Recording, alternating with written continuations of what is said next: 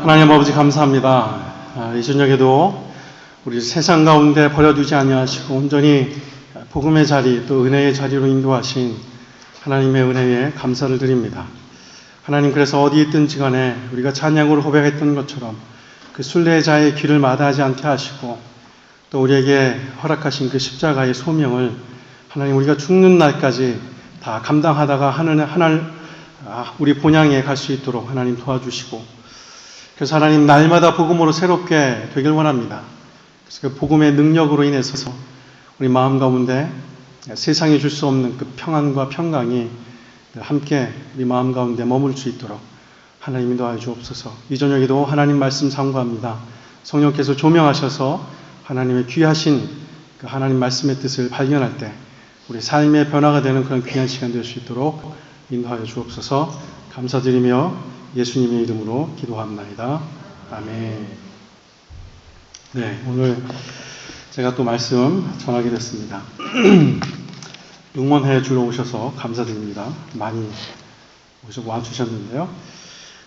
오늘 제가 설교를 좀 준비를 하는데 좀 여느 때와 좀 다른 마음으로 설교를 좀 준비를 했습니다. 언젠가 제가 컴퓨터 안에 있는 제 설교 그동안에 했던 원고를 한번 쭉 세워봤어요. 새벽에 또 가끔씩 이렇게 금요일날 여러분께 말씀을 증거했는데 얼마나 했나 이렇게 그 원고를 쭉 세워보니까 한 250번 정도 좀 넘게 했더라고요. 그래서 그동안 그래도 많이 부족했지만 한다고 하는데 그래도 250번 넘게 했구나라는 그런 뿌듯함이 좀 있었습니다.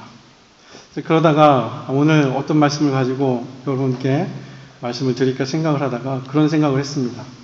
만약에 내가 250번이 아니라 2500번을 했더라도 오늘 설교가 내 인생에서 마지막으로 할 수 있는 그 설교라고 한다면 과연 나는 내 눈앞에 있는 성도들에게 어떠한 말씀으로 그들에게 말씀을 전해야 될까라는 그 고민으로부터 시작을 했습니다. 그래서 약 한 달간을 고민을 하다가 오늘 전해드리게 되는 말씀을 선택을 하게 됐습니다. 그래서 한 일주일 정도 생각을 했죠. 무슨 말씀을 전할까. 그리고 2주 정도 자료를 모으고요. 그 일주일간 원고를 작성했습니다. 그래서 오늘 제가 일부러 찬양을 좀 짧게 했긴 했는데요. 시간이 어떨지 모르겠습니다. 제가 굳이 이런 좀 구차한 이야기를 하는 이유는 오늘 이 시간 제가 설교 준비를 많이 했기 때문에 설교의 내용이 좋을 것이다 아니면 무슨 감정에 치우쳐서 여러분께 대단한 호소를 하기 위함이 아닙니다. 다만 우리가 너무나 잘 알고 있기 때문에 누군가는 이렇게 지적을 하지 않으면 잘 안다고 하는 그것을 잊어버림으로 인해서 결국 우리의 신앙생활 전체에 대단히 좋지 않은 영향을 줄 수 있겠다는 생각이 들어서 오늘 말씀을 선택하게 되었다라는 말씀 먼저 드리겠습니다. 그래서 오늘 말씀을 듣는 여러분들 중에는 어쩌면 좀 마음이 좀 불편하실 수도 있는 분들도 있으리라 생각을 합니다. 저렇게까지 얘기를 하나라는 생각이 드실 수도 있으리라 생각을 합니다. 그러나 저의 목적은 말씀드린 것처럼 여러분의 잘못을 지적하거나 드러내서 저와 여러분의 마음을 서로 불편하는 데 목적이 있는 것이 아니라 여기에 있는 우리 모두 그리고 바라기는 테미큘라 갈보리 교회에 다니는 모든 분들이 한 사람도 빠짐없이 구원을 얻어서 천국에서 서로를 볼 수 있게 되기를 원하는 간절한 소망하는 마음으로 말씀을 전해드립니다. 오늘 우선 본문 말씀을 함께 보겠습니다. 마태복음 5장 20절의 말씀입니다.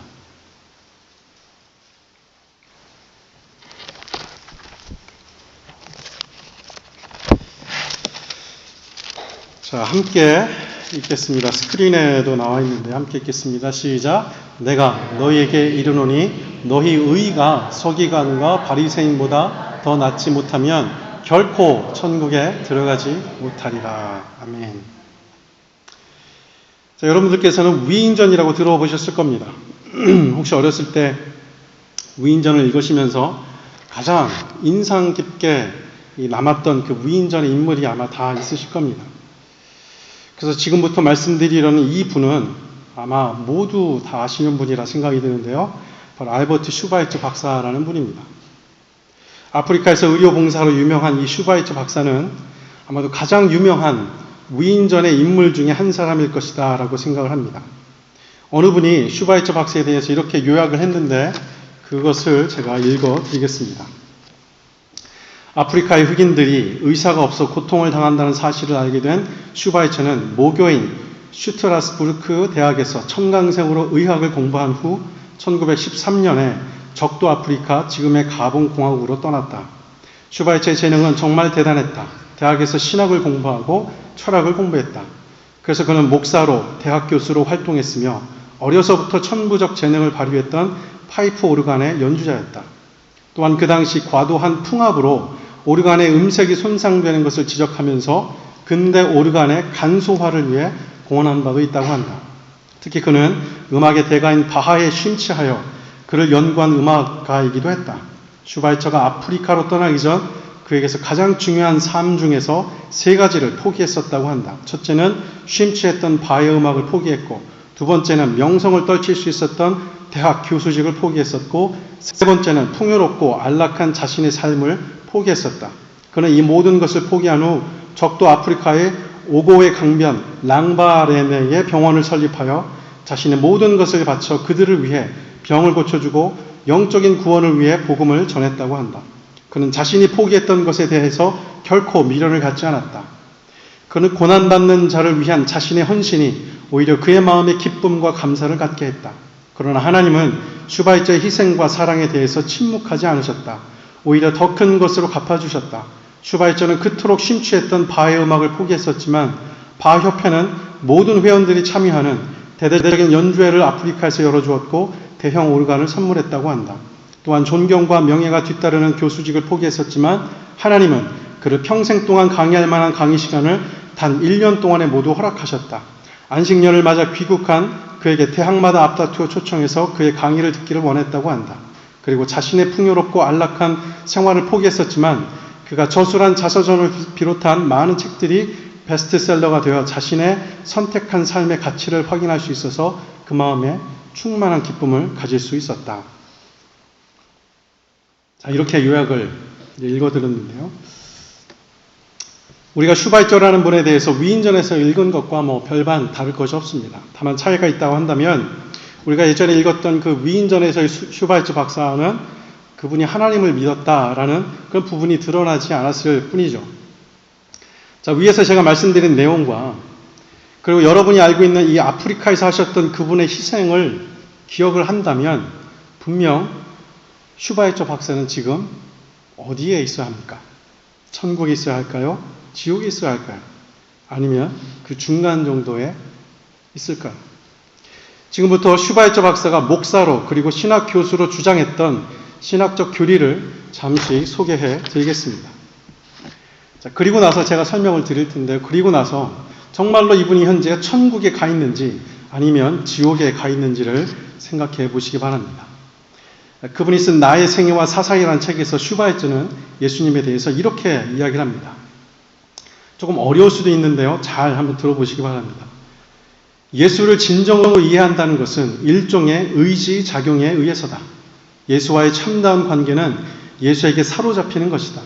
모든 기독교의 경건한 믿음은 우리의 의지를 예수의 의지에 귀의할 때만 비로소 가치를 갖는다. 예수는 사람들이 자기가 누구인지에 대해 말 또는 개념으로 파악할 것을 기대하지 않았다. 예수는 자기의 말에 귀를 기울이는 사람들이 자기 인격의 비밀을 들여다보고 게다가 자신이 곧 메시아로 나타날 다윗의 자손임을 밝히는 것이 필요하다고는 생각지 않았다. 예수가 사람들에게 요구한 것이 있다면 그것은 인간이 행동하거나 순환을 당할 때 언제나 그들이 예수로 인하여 세속적인 존재로부터 비세속적인 존재가 됨으로써 예수 자신의 평화에 참여하게 되었음을 스스로 입증해야 한다는 단 한 가지였다. 예수는 분명 자신의 가르침을 후기 유태교의 메시아 교리에 삽입시키고 있다. 하지만 그는 교리적으로는 생각하지 않는다. 그는 어떠한 교리도 말하지 않는다. 어떤 교리의 옳고 그름에 따라 신앙을 판단한다는 것은 예수와는 동떨어진 것이다. 그는 자신의 설교를 경청하는 사람들에게 단 한 번도 신앙을 위해 사고를 희생하도록 요구한 바가 없다. 오히려 그 반대로 그는 사람들에게 종교에 대해 깊이 고찰할 것을 명령한다. 산상수훈에서 예수는 윤리적인 것을 종교의 본질로서 가슴속에 간직하고 신앙이 인간을 윤리적으로 어떻게 만드느냐에 따라 신앙을 판단할 것을 가르쳤다. 자, 이외에도 예수에 관한 그의 발언들이 있지만 종합해 보면 이 슈바이처는 예수님을 성경에 나온 예수님으로 믿지 않았던 것을 금방 알 수 있게 됩니다. 그리고 예수님의 기적과 초자연적인 일들을 배제하고 다만 이성으로 이해할 수 있는 그 예수만을 강조하고 있었던 겁니다. 이러한 사상을 자유주의 신학이라고 부릅니다. 더군다나 슈바이처 박사는 자신의 그 철저 종말론이라고 하는 그런 신학적 주장에서 예수님을 마치 정신착란에 빠진 사람처럼 묘사를 합니다.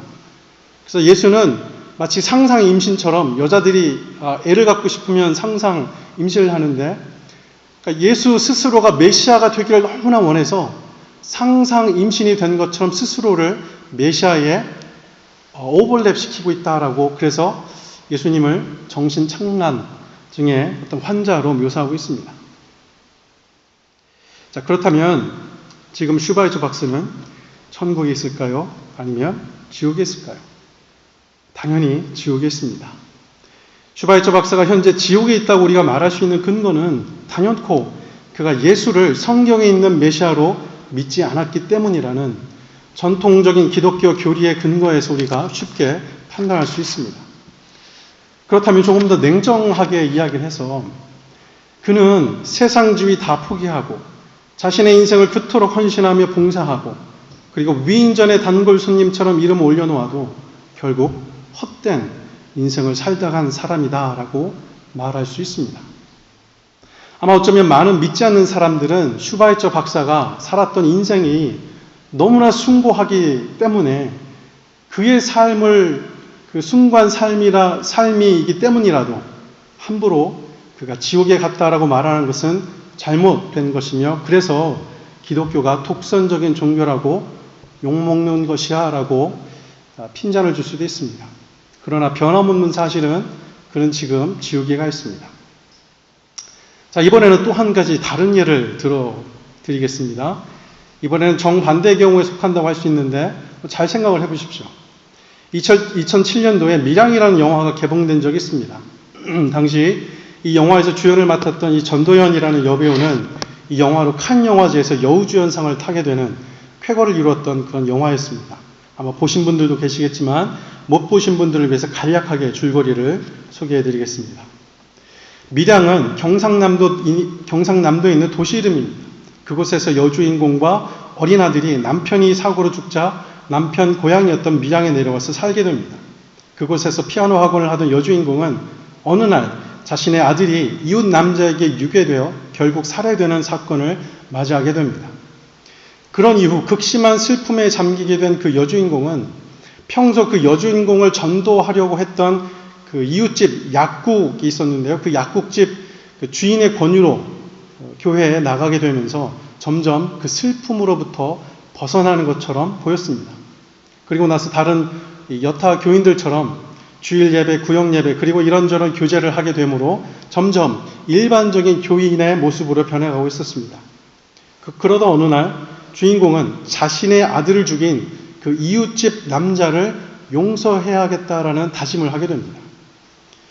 그래서 결국 그 남자가 수감되어 있는 교도소를 방문하게 됩니다. 그 여주인공 마음속에는 아직 확실하지 않지만 내가 이렇게 하는 것이 정말 맞는 건가? 의심 반, 또 그러면서도 내가 교회를 다니는데 이런 것은 해야 되지 않을까라는 그런 부담. 그래서 마음속에는 아직 확실하지는 않지만 왠지 그렇게 해야만 할 것 같은 그 주변의 분위기와 또한 그렇게 만나서 용서를 해야만이 왠지 모를 이 마음의 부담감에서 벗어날 수 있을 것이라는 그런 막연한 느낌이 작용했습니다.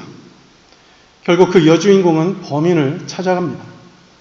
범인을 직접 자기 아들을 유기해서 죽인 그 범인을 눈으로 직접 만나는 것도 대단히 어려운 일일 텐데 그 범인을 용서하기로 작정한 그 여주인공은 범인을 직접 눈으로 보면서 주님의 사랑으로 용서하기 위해 왔다라고 말을 건네게 됩니다. 그러자 범인은 이렇게 말을 받아칩니다. 나도 교도소 안에서 복음을 듣고 이미 하나님의 용서를 받았습니다. 그래서 마음의 평안을 누리고 있습니다. 이렇게 그 살인자가 그 엄마에게 이야기를 했던 것이죠. 그리고 나자 그 주인공은 아무런 말도 못하고 교도소를 나와서 이렇게 울면서 이야기합니다. 그 사람은 이미 용서를 받았대요. 근데 내가 어떻게 다시 그 사람을 용서하냐고요. 그런 후에 이 여주인공은 아들을 잃었을 때보다 더 깊은 실망과 좌절을 겪으며 영화가 맞춰지게 됩니다. 자, 그렇다면 이런 질문을 만들어 볼 수 있을 것 같은데, 과연 그 유괴범은 본인이 말한 것처럼 천국에 갈 수 있냐라는 질문입니다.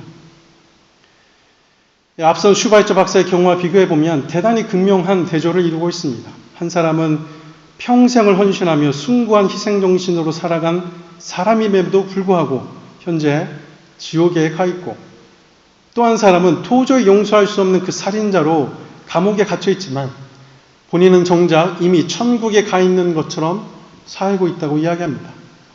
실제로 성경에도 보면 예수님의 옆에 있던 한 강도가 구원을 얻는 장면이 나오기도 합니다. 이런 예는 또 보시면 좋을 것 같습니다. 얼마 전에 제가 새벽 때 말씀드린 적이 있지만 한국 지하철에서 벌어진 일이었습니다. 전도한답시고 가만히 앉아있는 그 스님께 다가가서 고래고래 꾸짖듯 말하면서 지옥에 간다고 소리치던 그 권사님을 보면서 그런 생각이 들었습니다. 정말로 저분이 기독교를 제대로 믿고 있는 걸까? 제대로 믿고 있다면 저런 몰상식한 행동이 나올 수 없을 텐데 라는 생각을 해보았습니다.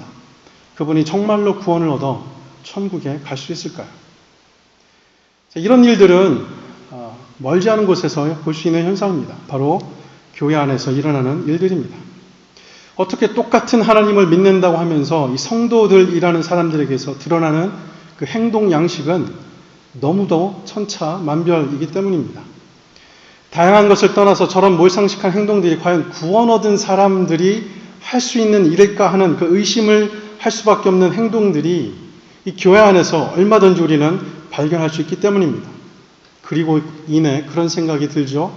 과연 저 사람은 구원을 얻은 사람일까? 우리는 흔히 교회 안에서도 양과 염소가 있다라고 합니다. 즉 같은 공간에서 같은 하나님을 믿는다고 하면서 결국 누구는 천국에 가고 누구는 지옥에 떨어질 수 있다는 겁니다. 그렇다면 우리가 알고 있는 하나님의 구원이라는 것이 대단히 모호한 것이다라고 생각할 수 있으며 혼란스러워질 수밖에 없습니다. 말씀드린 것처럼 극악무도한 혹은 인생을 개차반처럼 살더라도 어느 순간 입으로 예수님만을 시인한다면 무조건 천국행 티켓을 거머쥘 수 있는 것인가?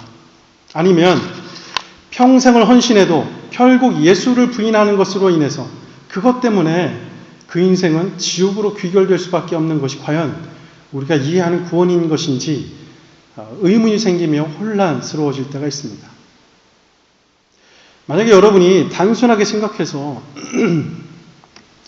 예수만 믿으면 천국을 갈 수 있다고 한다면 우리는 굳이 요한복음 이후의 책들, 그러니까 바울의 서신서들을 포함한 요한계시록과 같은 책이 필요 없다라는 말과 같습니다. 요한복음에서 예수님께서 죽으시고 부활하셨는데 우리에게 그 이상의 책은 천국 가는데 과연 필요가 없는 것일까요? 자, 이런 식으로 몇 가지 서로 상반되는 그런 사건들을 가져다가 토론을 하더라도 아마 끝이 나지 않을 수 있다 생각이 듭니다. 그만큼 이 천국과 지옥행에 관한 정의는 생각만큼 쉬운 문제는 아니라고 여겨집니다. 그래서 쉽지 않다라고 생각을 해서 폐단이 생긴 것이 있습니다. 이런 불편한 문제들을 보고 나서 나는 해당 사항 없으니까 라고 생각해서 자신과는 상관없는 것으로 여겨서 나는 괜찮으니까 그렇게 생각해 버리고 만다는 겁니다. 그래서 알려고 하지도 않고 서로 묻지도 않는다는 겁니다. 혹시 교회 다니시면서 옆에 계신 성도님들께 혹시 구원 받으셨습니까? 라고 물어보신 분 계십니까? 대단히 무례하다라고 생각을 하고 있습니다, 우리는. 근데 구원 받으셨습니까? 라고 물어보는 것이 왜 기분이 나빠야 하는가? 그 이유를 가만히 살펴보면 이러한 혼란스러운, 잘 정립이 되지 않은 그런 상황에서 그저 예수를 나는 믿었으니까 나하고는 상관이 없는 일이기 때문에 더 이상 신경 쓸 거 없지, 나만 잘하면 되지라는 그런 생각으로 인해서 여태까지 흘러온 것 아닌가라는 생각이 들었습니다. 그러나 저와 여러분이 알고 있는 이 구원이 이토록 확실하지 않고 이토록 불분명한 것입니까? 우리가 알고 있는 구원이 때와 상황과 또 그리고 개인에 따라, 개인의 주어진 상황에 따라 다 다르게 적용될 수 있는 그런 모호한 그런 것인가라고 묻고 싶습니다. 그래서 내 구원은 하나님과 나만 알면 오케이, 내 구원 하나님이 하시면 그만이지라고만 생각을 하고 계신지는 모르겠습니다. 그리고 이런 논쟁이 대단히 중요한 이유는 구원이라는 것은 두 번 할 수 있는 게임이 아니기 때문입니다. 여러분이 죽어서 예수님 앞에 갔는데 예수님께서 만약에 내가 너를 도무지 알지 못하노라 라고 말씀을 하신다면 더 이상의 기회는 없습니다. 두 번의 연습은 없는 것이 바로 우리가 살아가는데 반드시 얻어야 할 구원의 문제인 겁니다. 자, 어떻게 이런 일이 가능할까요? 여러분이 매우 잘 아시는 마태복음 7장 21절에 이런 말씀이 있습니다.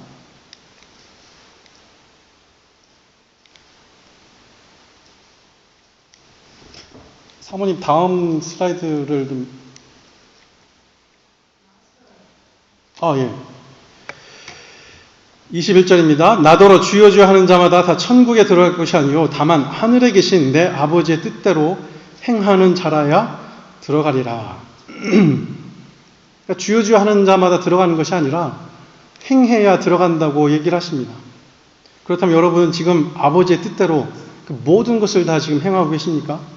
저 역시 아버지의 뜻대로 행하지 않은 것이 99.9999%가 된다고 생각을 합니다.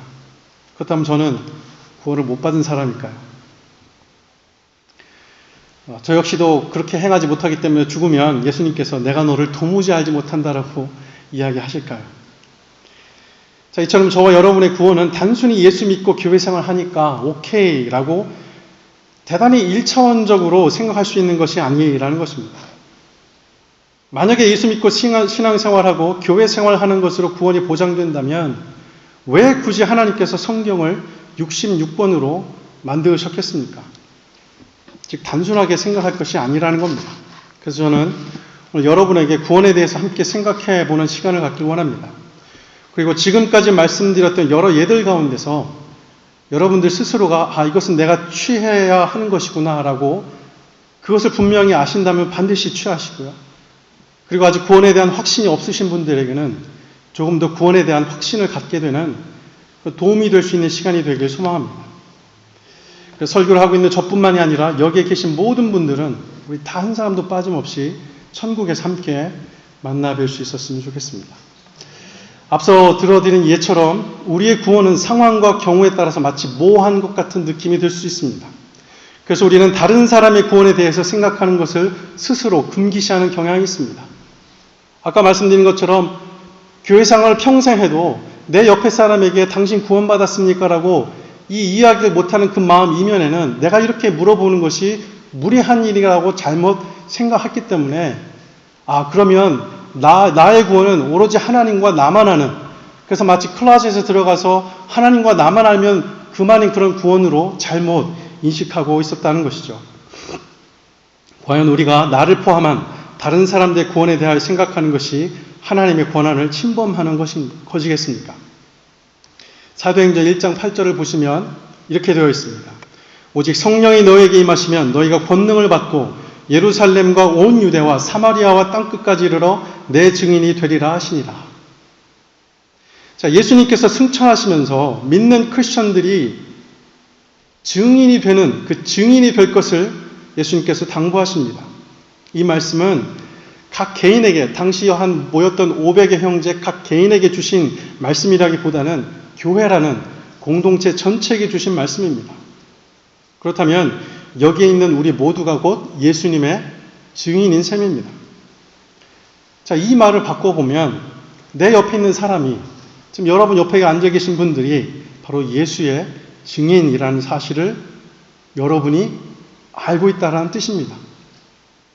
그러니까 우리 모두가 예수님의 그 증인의 삶을 살아간다. 그 얘기는 바로 내 옆에 있는 사람이 이분은 예수님의 증인된 사람이야 라는 것을 내가 알고 있다라는 뜻이 되는 것이죠.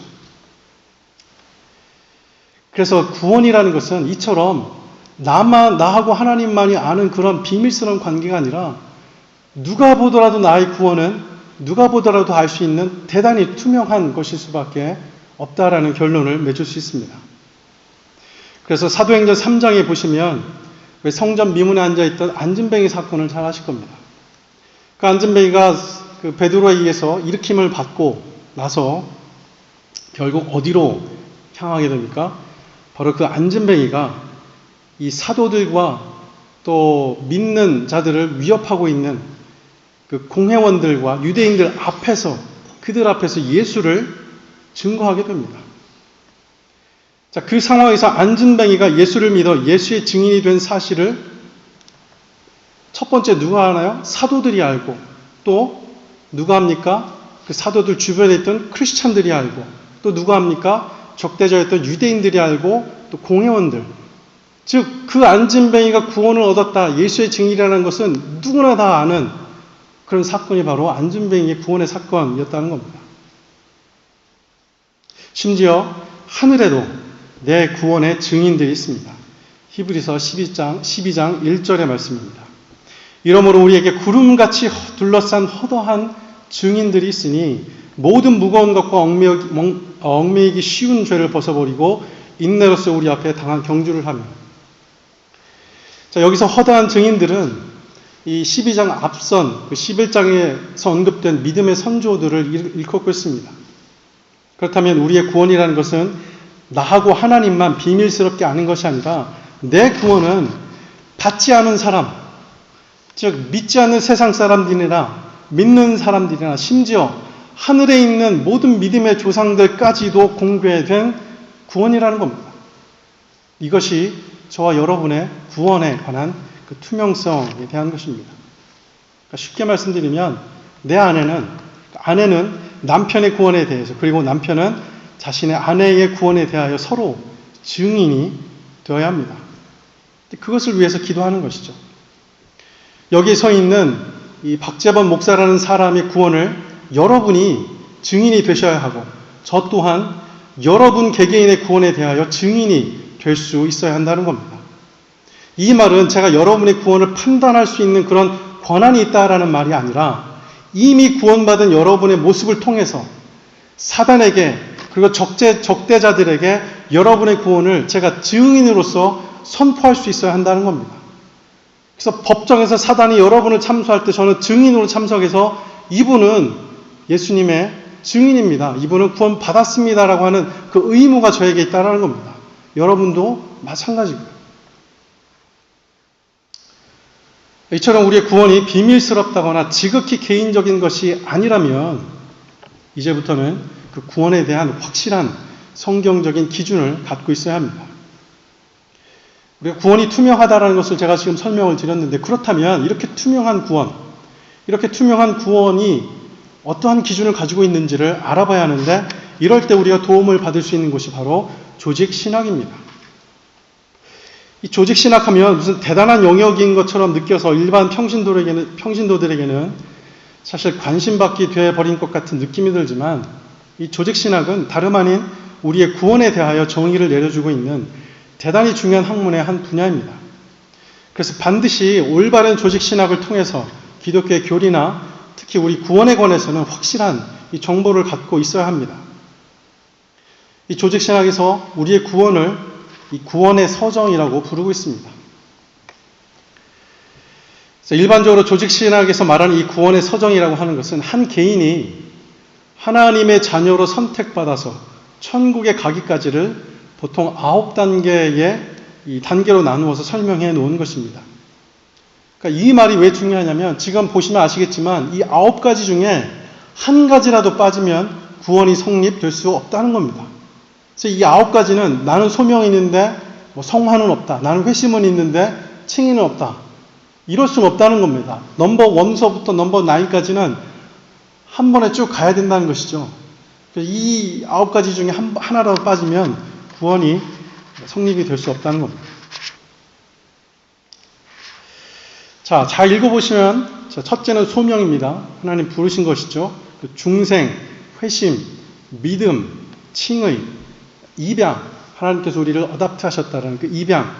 자, 여기까지는 별 문제가 없어 보입니다.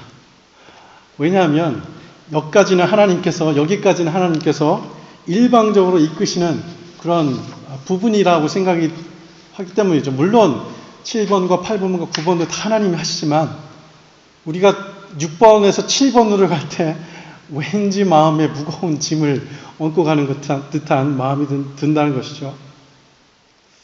그런데 문제는 그 다음 단계, 이 성화라는 단계에서 일어나게 됩니다. 아시는 것처럼 성화라는 것은 하나님의 그 복음으로 말미암아 거룩해지는 그 과정을 의미합니다. 그래서 어느 순간이 아니라 이 과정을 의미한다는 것이죠. 여기서 제가 말씀드린 이 거룩이라는 것은 홀리의 의미가 아니라, 홀리, 성스러워지는 이런 의미가 아니라 하나님의 그 복음으로 인해서 구별됨을 의미합니다. 즉 하나님께서 세상으로부터 구원하신 그 신분을 헛된 세상과 구별된 상태로 이끌어가는 그 과정을 바로 이 성화라고 합니다. 그런데 이 부분에서 이 죄인된 인간들은 모두 다 괴로워할 수밖에 없습니다. 왜냐하면 내 안에 있는 죄성, 내 마음 안에 있는 이 죄의 법과 싸워야 하는 일이 발생하기 때문입니다. 그런데 만약에 이 과정에서 합당한 성화의 모습이 없다고 한다면 그는 구원을 얻을 수 없다고 이야기할 수 있을까요? 자, 이 부분에서 논쟁이 생겨나는 겁니다. 과연 성화라는 그 수준을 어디에서부터 어디까지, 이 정도면은 이 성화라는 그 7번, 이 성화라는 것에 합당한 모습인지, 그 문턱을 어느 정도까지 우리가 생각해야 하는지, 이에 대해서도 논쟁이 있을 수 있습니다. 자, 이러한 예를 잘 보여주고 있는 것이 바로 고린도 교회의 모습입니다. 잘 아시는 것처럼 고린도 교회 안에는 상상할 수 없는 그런 범죄가 가득했던 교회였습니다. 심지어 이 스텝마더, 자기의 그 스텝마더하고 아들하고 이 동침하는 그런 범죄가 드러나는 아주 적나라합니다. 그래서 바울은 이 고린도 교회, 요즘으로 말하면 막장 교회죠. 막 가는 교회입니다. 교회라고 부를 수도 없는 그런 교회를 살리기 위해서 우리에게 전해지진 않았지만 고린도 전서 2에 앞서서 고린도 전전서, 그리고 고린도 전서, 그리고 눈물의 편지, 그리고 고린도 후서, 대략 한 60장 정도 되는 분량의 그 편지를 바울이 보내게 됩니다. 물론 이제 고린도 전전서와 눈물의 편지는 전해지진 않았지만 대충 고린도 전후서가 한 28장 정도 됐는데 이 정도 분량이겠거니 해서 제가 60장이라고 설명을 드립니다. 이 정도 되는 성경을 봐도 이 60장 이상 되는 그 성경이 그렇게 많지 않습니다.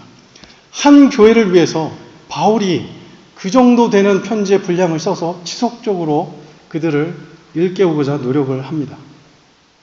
그들이 고린도후서 7장 5절부터 7절의 말씀에 의해서 결국 회개를 하는 장면을 보게 됩니다. 한번 보겠습니다.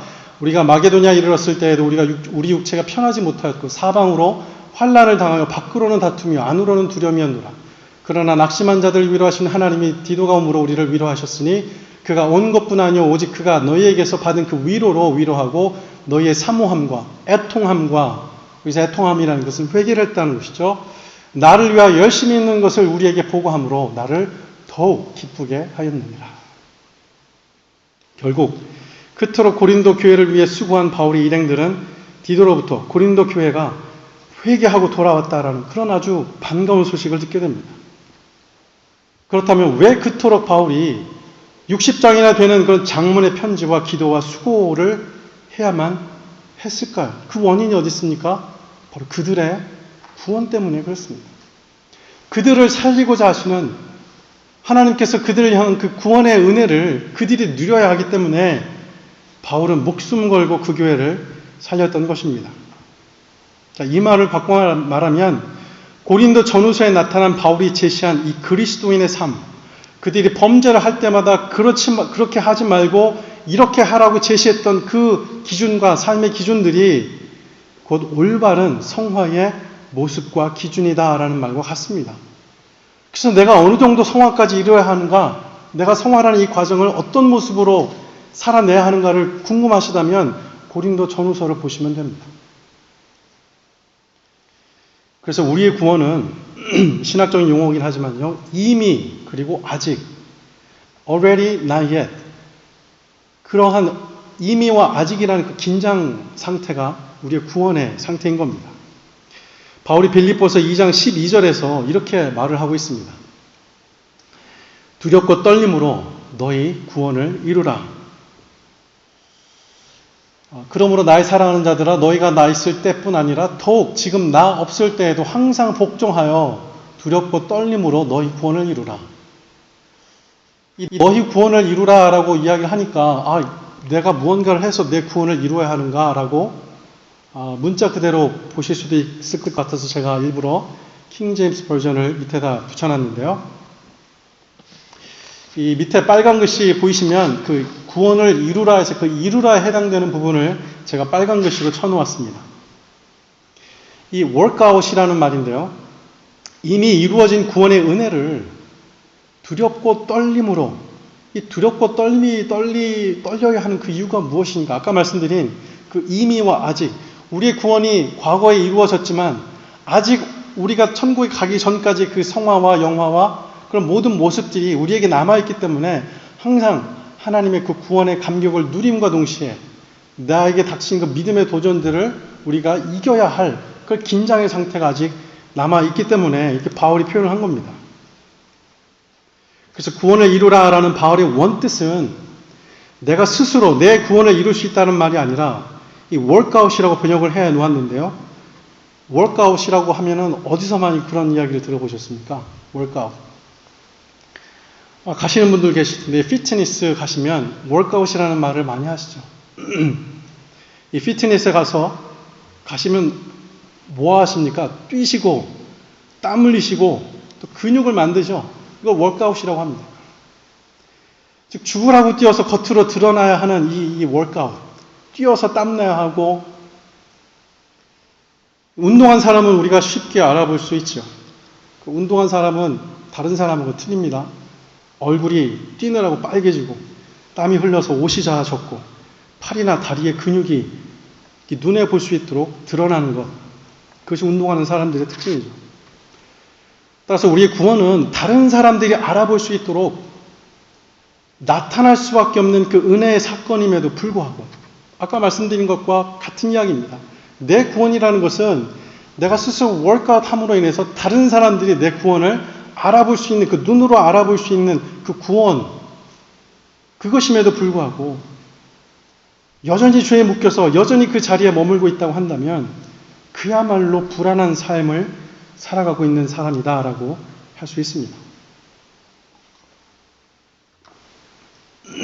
결론적으로 말씀드리자면 이 구원이라는 사건은 우리 안에서 이렇게 workout 할 수 있도록 유도하는 능력이 있습니다. 하나님의 복음이 여러분 마음 가운데 들어가 있다면 그 복음은 그냥 잠자는 것이 아니라 여러분으로 하여금 피트니스에 가서 뛰게 하고 땀 흘리게 하고 근육을 만들게 하는 그 능력이 있다는 겁니다. 이 말은 그런 구원의 삶을 보이지 않는다는 그런 구원의 삶을 보이지 않는 사람들, 그런 사람들은 과연 어떤 사람들인가? 그것은 마치 구원을 얻지 못해서 여전히 옛 습성을 쫓아가는 사람이다라고 정의할 수 있습니다. 그런 능력이 있음에도 불구하고 귀찮다, 힘들다, 하지 말아야지. 어제도 그렇게 살았는데. 자, 오늘 말씀을 보시면 예수님께서 말씀하십니다. 너희의 의가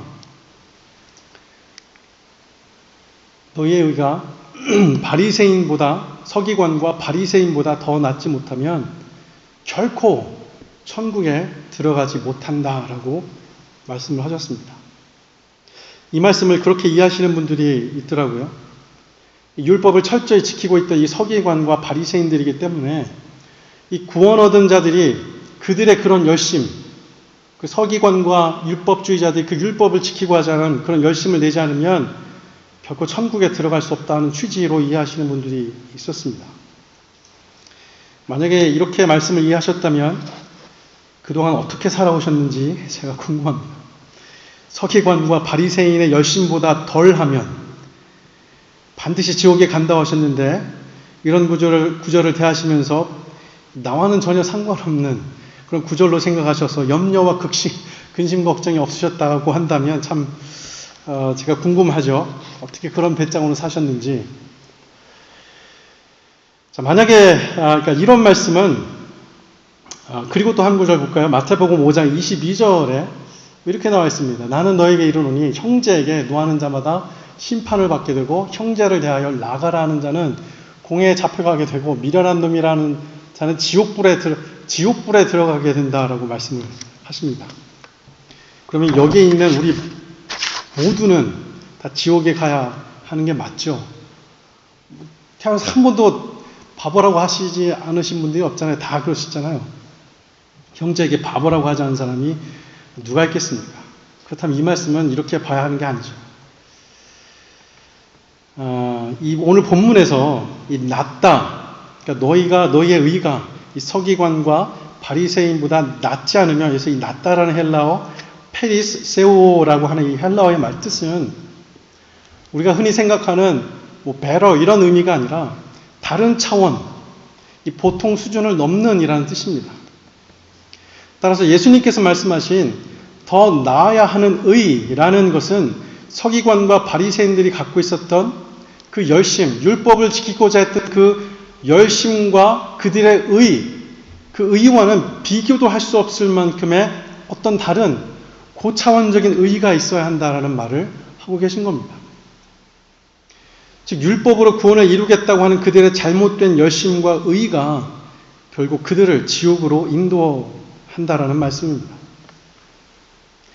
이 말은 우리의 구원은 율법의 의의를 지키는 데서 나오는 것이 아니라 예수 그리스도의 은혜로 말미암아 이루어지는 바로 그 의로 인해서 우리의 구원이 이루어진다라는 말씀을 예수님께서 하고 계신 겁니다. 자, 그렇다면 예수님께서 말씀하시는 너희가 그들의 의보다 더 나아야 하는 그 의는 과연 어떤 의일까요?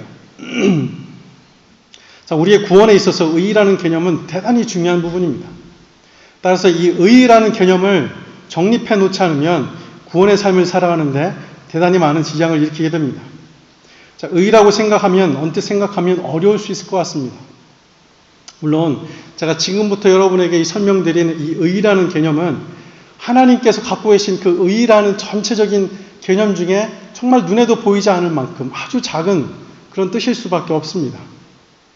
그럼에도 불구하고 이해를 돕기 위해서 설명을 드리겠습니다. 예전에 제가 새벽기도 때도 설명을 드린 적이 있는데 여러분 낮에 보시면 태양이 떠 있습니다. 그리고 밤이 되면 뭐가 뜨죠? 달이 뜹니다. 그리고 사계절이 있는 곳에는 겨울이 되면 눈이 오고, 인류 역사상 태양이 한 번도 뜨지 않은 적이 없고 인류 역사상 달이 한 번도 뜨지 않은 적이 없습니다. 매일같이 태양이 뜨고 매일같이 달이 뜹니다. 그리고 그 위치도 매일같이 정확합니다. 과학자들이 그러시더라고요. 태양의 위치나 지구의 위치가 단 1인치만 틀려도 이 지구는 뭐 타고만다라고 타거나 얼거나 된다고 이야기를 했는데, 그래서 한 번도 그 위치를 어긋난 적이 없습니다. 자, 이것이 바로 하나님의 의에 대한 개념입니다. 자, 하나님의 의라는 것은 창세 때 하나님께서 이 세상을 완전하고 완벽하게 만들어 놓으신 그 처음 상태를 하나님의 의라고 말을 합니다. 즉 창조주와 피조물의 본래의 관계를 이야기하고 있는 것이죠. 그러니까 하나님과 태양이 매일같이 뜨고 매일같이 그 위치를 지키며 지구가 매일같이 그 위치를 지키고 있는 그것은 하나님과 지구와의 그 올바른 관계가 있기 때문에 가능한 것이고, 하나님과 태양과 올바른 관계이기 때문에 가능하다는 겁니다. 근데 만약에 태양이 어느 날 열받아서 나 오늘 안 뜰래 이래버리면 하나님의 의와 어긋나게 된다는 것이죠. 그러니까 창세기 때 하나님께서 이 세상을 만드셨을 때에 그 완벽한 모습이 바로 하나님의 의에 대한 개념입니다. 그런데 유일하게 그 하나님의 의를 벗어난 피조물이 있죠. 바로 인간입니다. 그것을 죄라고 부릅니다. 다시 말씀드리면 하나님의 의라는 것은 창조주와 피조물과의 원래 관계를 의미하고 있기 때문에 모든 자연들은 하나님께서 창조하신 그 의도대로 진행되어 온 것입니다. 누구를 제외하고요? 인간을 제외하고. 그래서 예수님께서 갈릴리 바다에서 풍랑을 잠잠케 하신 적이 있습니다. 제자들이 난리가 났죠. 주무시고 계시던 예수님을 깨워 일으킵니다. 그랬더니 예수님께서 어떻게 하셨습니까? 풍랑을 잠잠케 하셨습니다. 왜 풍랑이 잠잠케 했을까요? 그것이 바로 하나님의 의라는 겁니다. 풍랑은 창조주 자신의 주인의 말 따라 움직일 수밖에 없는 것, 그것이 하나님의 의라는 겁니다. 하나님께서 잠잠하라라고 얘기하시면 잠잠해야 하고, 하나님께서 여기서 지진이 나라 하면 지진이 나는 겁니다. 그래서 그들이 거역할 수 없는 그 관계성, 그것이 고 하나님의 의에 대한 개념입니다. 그런데 인간은 그런 하나님의 의에서 이탈한 것입니다. 그래서 인간은 죄로 인해서 그 하나님의 의를 거부하고 업신 여기기까지 합니다. 그리고 결국 그 의를 십자가에서 죽이기까지 합니다. 이것을 성경에서는 간음이라고 부르고 있습니다. 지난 수요일 새벽에도 제가 말씀드렸지만 10계명에서 말하는 그 간음, 도둑질도 마찬가지고요. 그것이 일반적인 도덕 윤리에 대해서 이야기하는 수준에서의 간음을 말하는 것이 아닙니다. 이에 대해서는 나중에 제가 기회가 되면 설명을 드리겠고요. 자, 이런 의, 하나님의 그런 온전한 의, 이런 의를 서기관과 바리새인들이 아직 지키고 하나님과 어긋난 그 의를 지금 현재 지키고 있는 겁니다. 그래서 예수님께서는 말씀하고 계십니다. 그런 의로는 결단코 천국에 갈 수 없다. 그렇다면 어떤 의로 천국을 갈 수 있습니까? 이 의자를 한문으로 보시면 위에 양자가 있고 밑에 나자가 있지 않습니까? 그래서 이 한문도 다 원래 하나님의 그 창세기 때부터 다 파생된 단어라고 해서 이 한문을 보면 여러 가지 단어들이 그러니까 성경의 그 뜻대로 풀어서 만들어 놓은 여러 가지 단어들이 있는데요. 그 중 하나가 이 의라는 단어입니다. 의자를 가만히 보시면 위에 양자가 있고 밑에 그러니까 나자가 있는데 그 말은 바로 우리가 이해하는 것처럼 예수님께서 내 위에 내 주인이 되시고 나를 위해서 죽으셨던 그 어린 양의 피, 그것으로 인해서 내가 천국을 얻을 수 있다라는 그 개념을 그 한문의 그 의자가 아주 잘 표현하고 있습니다. 자, 그렇다면 우리가 의로움을 얻기 위해서는 우리는 그 예수님의 보혈의 공로 앞에 무엇을 할 수 있으며 어떤 모습으로 있어야 합니까? 여러분이 내 위에 양이 계시는데 그 양이 내 위에 계시기 위해서 여러분이 할 수 있는 게 무엇이 있습니까? 그리고 어떤 모습으로 계셔야 합니까? 아무것도 할 수 없는, 마치 암 말기 환자의 모습처럼 아무것도 할 수 없는 그 사람의 모습, 그것이 바로 하나님 앞에 있는 우리의 죄인된 모습인 것입니다. 이 말기암 환자가 돌아다니면 뭐가 커지나요? 병만 커집니다. 즉 죽는 길을 앞당기는 것뿐입니다. 살겠다고 힘들여 무언가를 하면 할수록 그것이 곧 죽음으로 향하는 지름길이라는 것이죠. 서기관과 바리새인들이 현재 그런 모습입니다. 말기암 환자들이 살아보겠나라고 이리저리 움직이는 것과 같은 것입니다. 그런데 우리는 그저 아무것도 할 수 없으니 주님의 그 은혜만을 기다리는 암 말기의 죄인의 모습으로 우리는 그 앞에 누워 있어야 하는 것이죠. 그래서 바울은 자신이 십자가에서 예수 그리스도와 함께 죽었다고 말합니다. 이것이 구원의 핵심입니다. 그런데 죽은 사람이 어떻게 나를 유일하게 살리실 그 예수님의 은혜를 거부할 수 있는가? 마치 슈바이처 박사처럼 예수님을 믿지 않았던 슈바이처 박사의 그런 희생과 헌신을 우리가 어떻게 이해할 수 있을까요? 그가 했던 그 모든 인생에 있어서 했던 헌신과 희생과 또 봉사들, 이런 걸 우리가 어떻게 이해를 해야 하겠습니까? 그것은 바로 자기 만족, 자기 공로, 자기 의라고 부를 수 있는 겁니다. 하나님께서 슈바이처 박사에게 너 한다고 했는데 그건 다 네 만족 위해서 한 거야 라고 얘기를 하신다는 것이죠. 자신의 희생을 통해서 누군가가 도움을 받아 살아나는 모습을 보면 우리는 기뻐하는 것 같은 그런 자기 만족과 같은 것들이 있습니다. 물론 그런 희생과 헌신도 당연히 필요합니다. 그래서 수많은 구원받은 크리스천들이 지금 현재 나가서 선교도 하고 봉사도 하고 희생을 합니다. 그런데 그런 희생이나 헌신의 모습으로는 의로우신 하나님 앞에서는 결코 의로운 공로가 될 수 없습니다. 왜냐하면 하나님 앞에서는 우리가 아무리 선한 일을 많이 해도 지옥에 떨어질 수밖에 없는 존재이기 때문입니다. 그러나 하나님께서 구원 얻은 사람들은 자신들이 어떠한 희생을 하며 헌신을 해도 애를 써도 여전히 하나님 앞에서는 모자란 사람이며 그 하나님의 도우심이 없이는 앞으로 한 발자국도 움직일 수 없는 여전히 암 말기 환자와 같음을 인정하며 사는 인생, 그것이 구원 얻은 자들의 마음가짐이라는 것이죠. 자, 이와 같은 하나님 앞에서의 자신의 실존, 내가 현재 어떠한 모습으로 살아가고 있는지 그 실존에 대한 자각 없이 하는 모든 행위들은 다만 종교 행위밖에 되지 않습니다.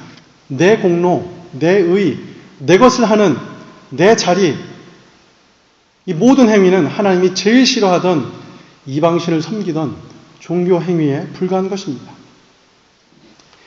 제가 한 1년 전인가 1년 반 전에 1년 동안 토요일 저녁마다 교회 청소를 했던 적이 있습니다. 토요일 날 이제 주로 주보를 만들고 끝나고 이제 청소를 하는데요. 1년을 했습니다. 제 꾸미하고 새별이하고 제 아내하고 거의 밤 12시가 넘어서까지, 어떨 때는 12시 반이 되는 때도 있었는데요. 청소를 했습니다. 혹시 그때 기억하시면 왜 이렇게 화장실이 깨끗했는지 기억이 안 드시는지 모르겠지만 제가 했습니다. 처음에 제가 무슨 마음으로 그 청소를 한다고 했을까요? 그저 날 구원하신 하나님의 은혜가 감사해서 그런 마음에서 했을까요? 제가 교회 청소를 시작하면서 제 입에서 떠나지 않았던 알파벳이 있었습니다.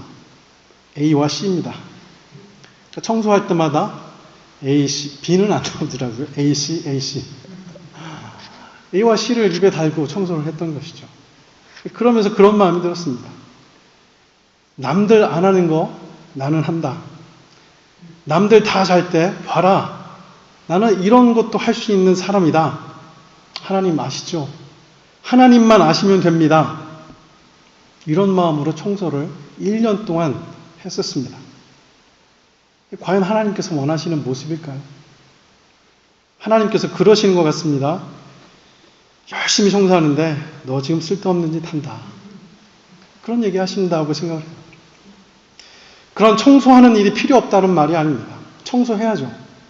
누군가는 청소를 해야 합니다. 그런데 내가 하나님 앞에서 어떤 존재인지, 말기 그 암 환자의 존재로 하나님 앞에 누워있을 수밖에 없는 그 존재인지를 알고 청소를 한다면 청소하는 일이 너무나 감사할 뿐이고, 사람들이나 하나님 앞에서 어찌 내가 했다라고 자랑할 수 있겠냐는 것이죠.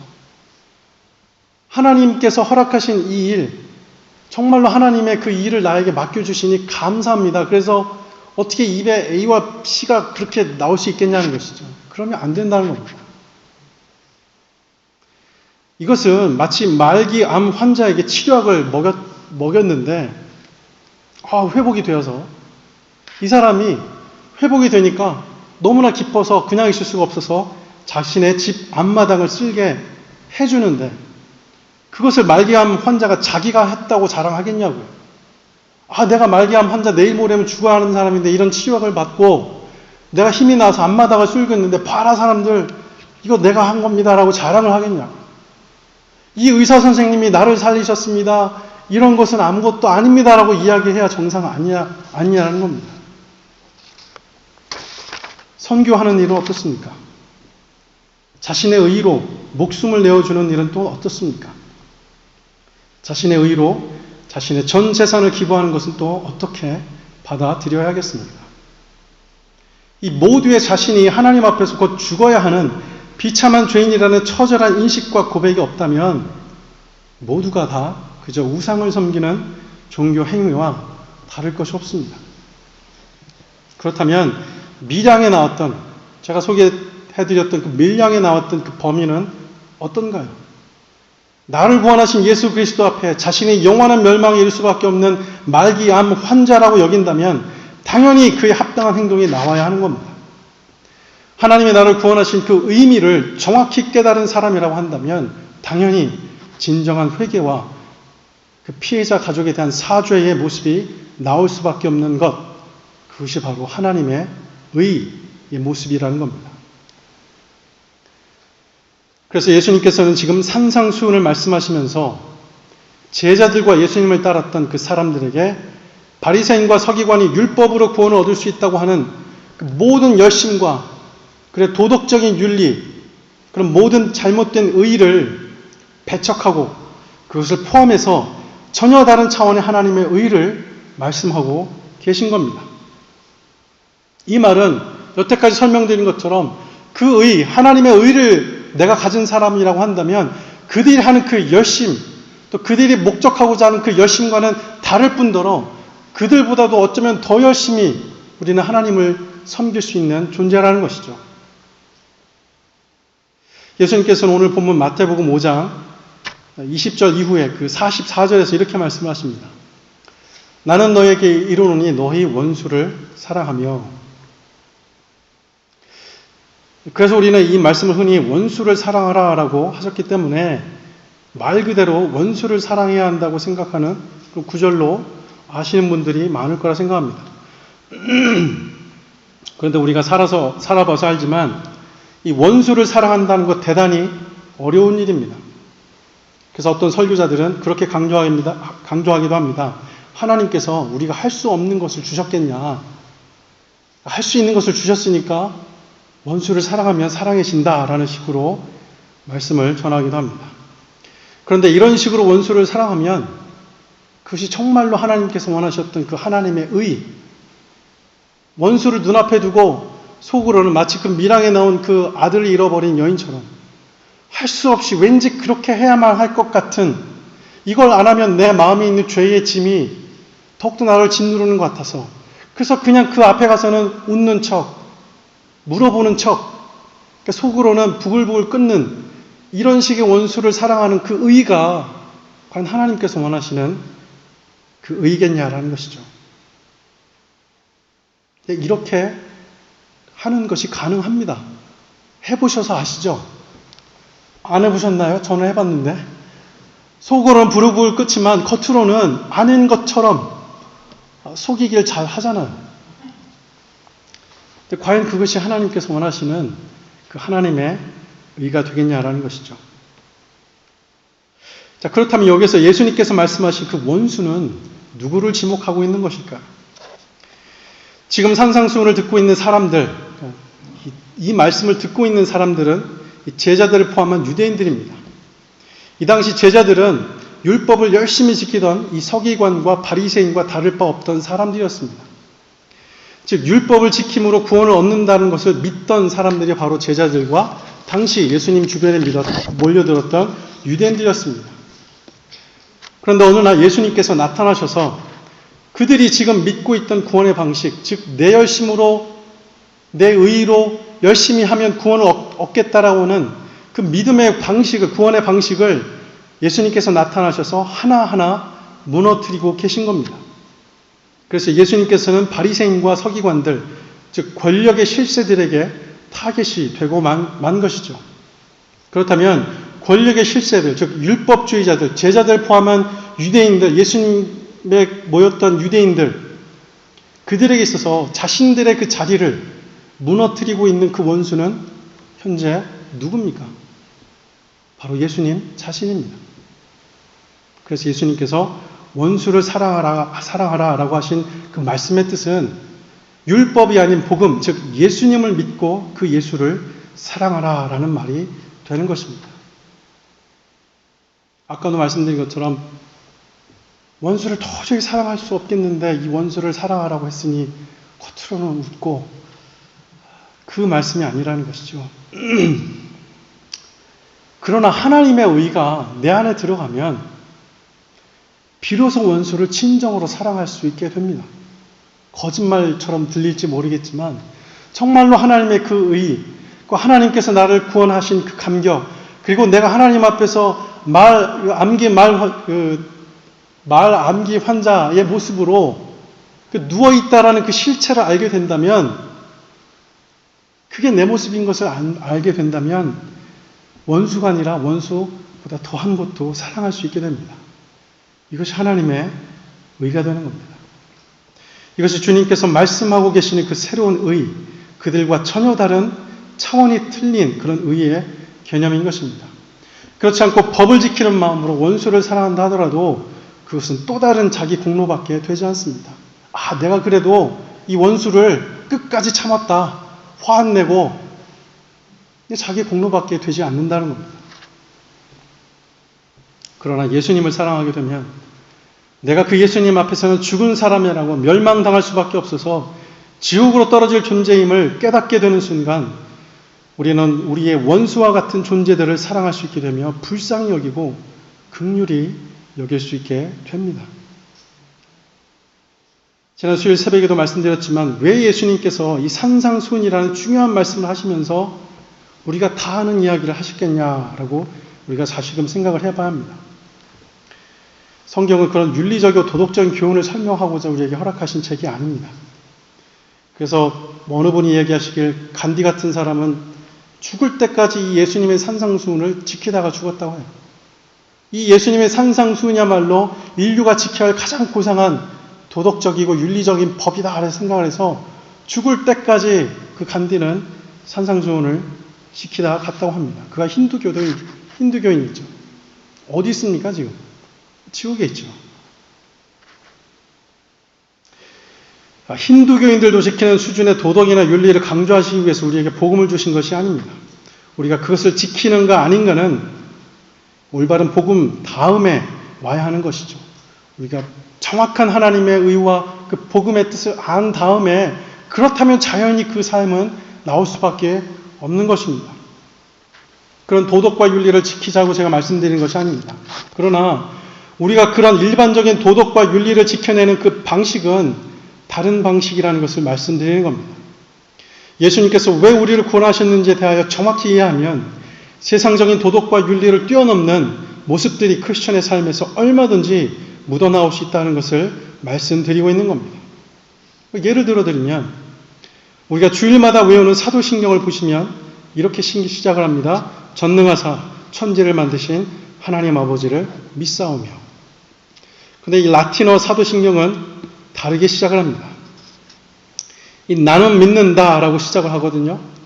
그 나는 믿는다를 라틴어로 크레도라고 합니다. 이 크레도라는 단어는 이 core, C-O-R, 이 core라는 단어는 심장이라는 뜻입니다. 그리고 do라는 그 단어가 붙여져서 만들어진데 이 do는 준다라는 뜻을 가지고 있습니다. 그래서 이 심장과 들이다 이 두 단어가 합쳐져서 만든 것이 바로 이 credo라는 뜻이죠. 그래서 풀어서 번역을 하면 나는 믿는다라는 말은 곧 어떤 의미가 됩니까? 나는 심장을 드립니다라는 뜻이 됩니다. 그래서 라틴어를 사용하던 시기의 사람들, 그 당시 사람들은 사도신경을 외울 때마다 이렇게 고백을 했다고 합니다.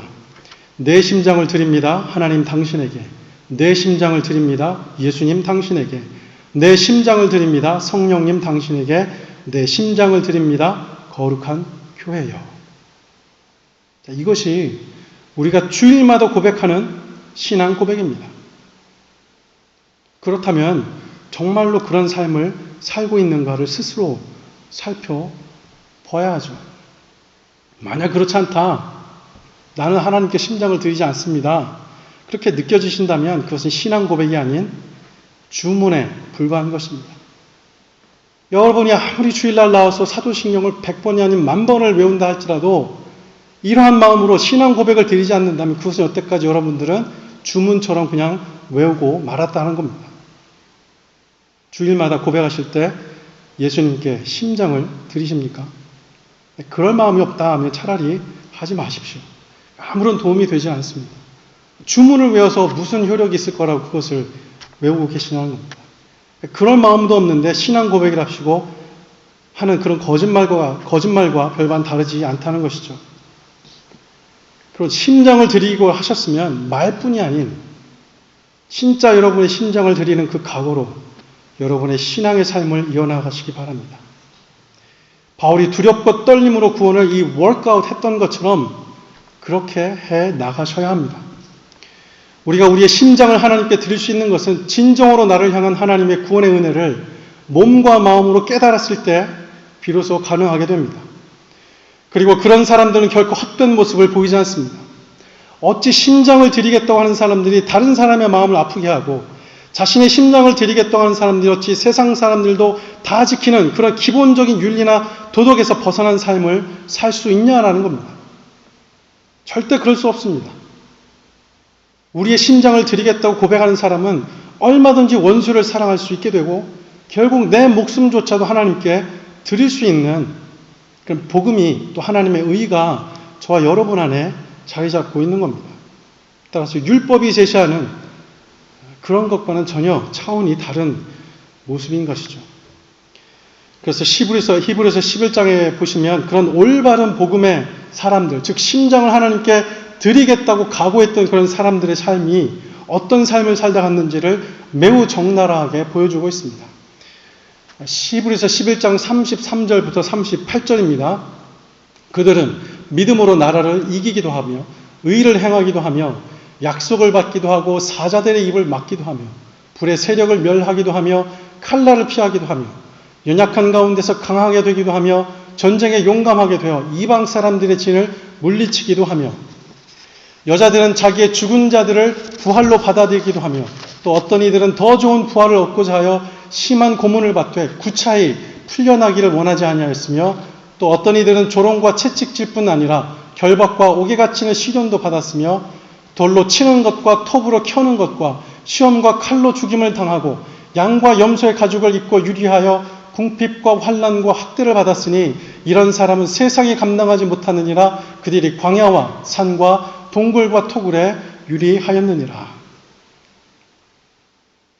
자, 이들의 모습이 바로 복음으로 구원받은 진짜 크리스천들의 성경적인 삶의 모습입니다.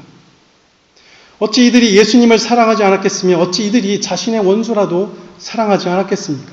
어찌 이들이 자신의 심장이라도 하나님께 드리지 않았겠냐는 겁니다. 그런데 어찌 예수를 믿고 사랑한다고 하는 사람들이 아직도 율법주의 사고방식에서 벗어나지 못해서 한 대 맞으며 한 대를 더 얹어서 두 대를 때릴 수 있냐는 것이죠. 그것이 과연 구원받은 사람의 모습일 수 있겠냐라는 겁니다. 어찌 예수를 믿고 구원 얻었다고 자부하는 사람들이 다른 사람 가슴에 대못을 박는 일을 할 수 있겠습니까? 정말로 구원받은 사람 맞습니까? 기억하십시오. 성경에는 로마서만 있는 것이 아니라 죽은 믿음을 강조하고 있는 야고보서가 있음을 다시금 여러분 기억하셔야 합니다. 죽은 믿음 갖고 어찌 천국에 갈 수 있습니까? 위대한 사도 바울도 자신을 죄인 중에 괴수라고 말하고 있습니다. 그러면서 자신을 날마다 쳐서 구원을 이루어 간다라고 하는데 우리는 그냥 이 상태로 가만히 있으면 천국은 그냥 따놓은 당상입니까? 그렇다면 바울이 그렇게 고생하고 노력할 필요가 뭐가 있었을까요? 그 역시도 우리처럼 이렇게 가다가 천국 가면 되지라고 생각을 하면 왜 날마다 자신을 쳐서 복종케 했냐는 겁니다. 바울이 자신을 친다라고 말한 고린도전서 9장 27절에는 이 말씀만 있는 것이 아니라 더 강력한 말씀이 뒤따라옵니다. 고린도전서 9장 27절입니다. 내가 내 몸을 쳐 복종하게 함은 내가 남에게 전파한 후에 자신이 도리어 버림을 당할까 두려워함이로다. 여기서 이 자신의 몸을 친다라고 하는 표현은 일반적인 은유적인 표현이 아니라 실제로 몸에 멍이 들 정도로 치는 것을 의미합니다. 타격을 가한다라는 뜻이죠. 그러니까 날마다 자기 몸에 멍이 새겨져 있는 것을 보고 어떻다고요? 복음을 전파한 후에 내가 하나님께 버림을 받을까 두려워하기 때문에 자신을 날마다 친다고 이야기합니다. 그래서 선줄로 생각하거든 넘어질까 조심하라라는 그 유명한 말을 바울이 남기게 된 것입니다. 그래서 앞서 설명드린 이 구원의 9가지 서정에서 이 성화가 빠지면 구원의 공식은 깨지게 되는 겁니다. 그렇다면 두려워할 수밖에 없는 것이죠. 이것을 안다면 지금의 내 모습을 들여다봐야 할 겁니다. 그러면 지금 이렇게 살아서는 안 되는구나. 이런 사고로는 더 이상 살면 안 되겠구나. 하나님 앞에 내 심장을 드려야 하는구나. 내가 심장을 드리지 못할 것 같으면 차라리 주일날 입을 다문 채 가만히 있어야 되겠다. 그런 각오를 하셔야 한다고 생각합니다. 여러분이 아시는 것처럼 출애굽 1세대는 가나안 땅에 들어가지 못하고 다 죽었습니다. 딱 2명만 살았죠. 여호수아와 갈렙. 이 2명만 살았습니다. 나머지 60만 명은 어떻게 됐습니까? 고린도전서 10장 1절부터 5절의 말씀입니다. 형제들아 나는 너희가 알지 못하기를 원하지 아니하노니. 그러니까 대단히 바울은 강조를 하고 있는 거죠. 이것만 꼭 알아다오. 알지 못하기를 원하지 아니하노니 우리 조상들이 다 구름 아래 있고 바다 가운데로 지나며 모세에게 속하여 다 구름과 바다에서 세례를 받고 다 같이 신령한 음식을 먹으며 다 같이 신령한 음료를 마셨으니 이는 그들을 따르는 신령한 반석으로부터 마셨음에 그 반석은 곧 그리스도시라. 그러나 그들의 다수를, 이 다수가 몇 명입니까? 60만 명입니다. 다수를 하나님이 기뻐하지 아니하셨으므로 그들이 광야에서 멸망을 받았느니라. 자, 그들은 세례를 받고요. 다 같은 그리스도로부터 나오는 신령한 음식과 신령한 음료를 마셨습니다. 모세의 품에 안겨서 다 출애굽한 사람들입니다. 그런데 그 다수 60만 명을 하나님께서 기뻐하지 않으셔서 그들이 어떻게 됐습니까? 멸망을 받았다고 되어 있습니다. 여기서 멸망을 받다라는 뜻은 바닥에 집어 던지다라는 뜻입니다. 만약에 그들이 천국을 갔다면 하나님께서 그들 천국으로 집어 던지실까요? 그런 표현을 쓰지 않겠죠. 어디를 갔기 때문에 하나님께서 이 바닥에 집어 던진다는 표현을 했겠습니까? 지옥에 갔다는 겁니다. 중간은 없습니다. 천국 아니면 지옥이기 때문에 하나님께서 이들 60만 명을 다 지옥에다 던져버리셨다는 겁니다. 세례도 받고 예수 그리스도로 나온 신령한 음료를 마셨는데 어떻게 지옥을 가냐고요? 그런데 바울은 성경에 이렇게 기록하고 있습니다. 왜 이런 결과가 있는 것일까? 구원받았다고 혼자 착각해서 예전이나 지금이나 똑같이 변하지 않고 하나님 앞에서 내 것만을 주장하다가 지옥에 간 사람들, 그 사람들이 바로 이 출애굽 1세대의 모습이었습니다.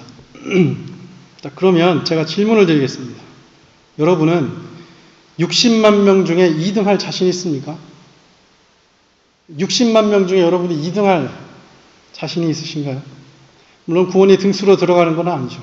그러나 이 말은 바울이 말한 것처럼 하나님 앞에서 자신을 쳐서 멍이 들면서까지 복종케 하고 두려워할 수밖에 없는 자신의 처절한 존재의식을 끊임없이 하나님 앞에 고백해야 함을 말해주고 있다 하겠습니다.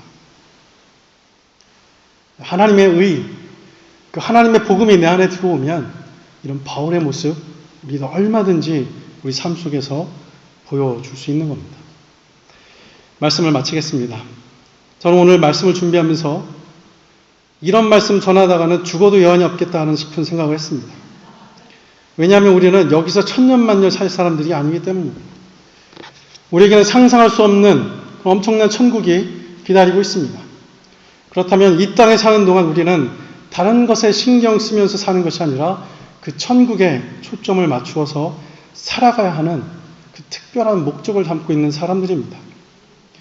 평생 내 것만 주장하다가 구원받았다고 착각해서 심판대 앞에 섰을 때 만약에 예수님께서 내가 너를 도무지 알지 못한다 라는 그 순간 이 땅에 누렸던 그 모든 삶은 지옥의 연장일 수밖에 없습니다. 결코 두 번 다시 돌이킬 수 없는 순간입니다. 사랑하는 여러분, 제가 서두에 말씀드린 것처럼 여기 계신 여러분 모두를 저는 천국에서 반드시 뵙기를 간절한 마음이 있습니다. 이것은 제가 임의적으로 여러분을 모독하는 말이 아니라 지금 살아있을 때 이것이 바로 기회요, 소망인 것을 함께 공유하고 싶은 그런 마음에서 드리는 말씀입니다. 오늘 설교하는 동안 들어주셔서 감사하고 무엇보다도 하나님이라는 그분을 잊지 않고 그래서 그분이 원하시는 삶을 살아내시며 여러분의 심장을 그분께 드리시는데 여러분의 남은 삶을 모두 쏘아 부으시길 예수님의 이름으로 간절히 축원드립니다. 기도하겠습니다. 하나님 감사합니다. 오늘 하나님 허락하신 말씀을 통해서 어쩌면 우리가 너무나 당연히 알고 있었고 또 어쩌면 그래서 속고 살아왔는지도 모를 그 구원에 대해서 알아봤습니다. 하나님 바라기는 하나님 말씀 듣는 과정 중에 마음 상한 사람 없기에 도와주시고 혹 그런 분이 계시다고 한다면 하나님께서 위로하시고 특별히 마음을 상하고 안 하고를 떠나서 내 눈앞에 닥쳐진 이 구원에 대한 이 귀중한 문제를 오늘 이 시간 이후로부터는 다르게 생각할 수 있는 영안의 눈을 열 수 있도록 하나님 인도하여 주옵소서. 이 안에 모인 우리 모두를 하나님 천국에서 볼 수 있도록 날마다 우리를 이끄시길 간절히 원합니다. 그럼 하나님의 의와 하나님의 복음이 우리 가슴 속에 살아서 날마다 우리가 월과 담으로 투명한 그런 구원이 될 수 있도록 인도하여 주옵소서. 감사드리며 예수님의 이름으로 기도합니다.